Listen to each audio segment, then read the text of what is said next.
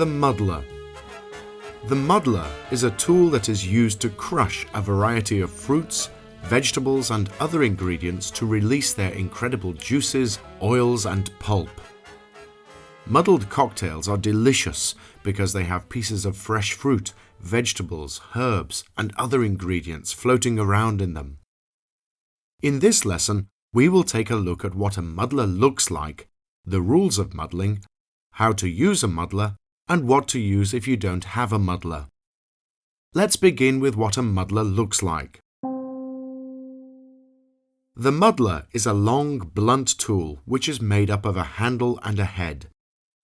There are literally thousands of different styles of muddler, but they are all used for the same purpose, the muddling or crushing of ingredients. The two most important things when it comes to a muddler are the handle length of the muddler and the head of the muddler. The handle length of a muddler is important because it must be long enough to reach all the way to the bottom of a glass or mixing tin without the glass or tin getting in the way of your hand. The head of the muddler is used for crushing ingredients, and so you will notice they have some form of grooves or grid on the bottom of them to aid in the crushing process. Next, let's take a look at the rules of muddling. There are three main rules when it comes to muddling. Firstly, make sure that you always muddle in a hardened glass or cocktail tin. Muddling in brittle glasses will cause the glassware to break, and this is both dangerous and expensive. Secondly, be sure to always muddle over a chopping board, bar mat or service cloth, so that your tin or glass will not slide around while you are muddling. And thirdly, before starting to muddle, always check that your muddler is longer than the tin or glass that you will be muddling in. If it is too short, it may hurt you as you knock your knuckles against the edge of your tin or glass. Let's take a look at how to use the muddler. Step 1. Place what you will be muddling into your mixing tin or glass.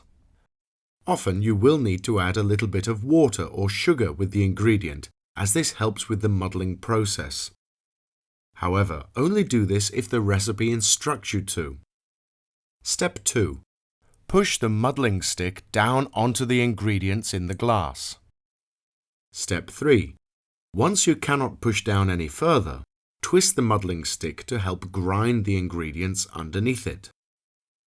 And step 4. Lift the handle and repeat the process until you have muddled the ingredients enough. While muddling fruit does require some strength and force, be very careful to not over-muddle.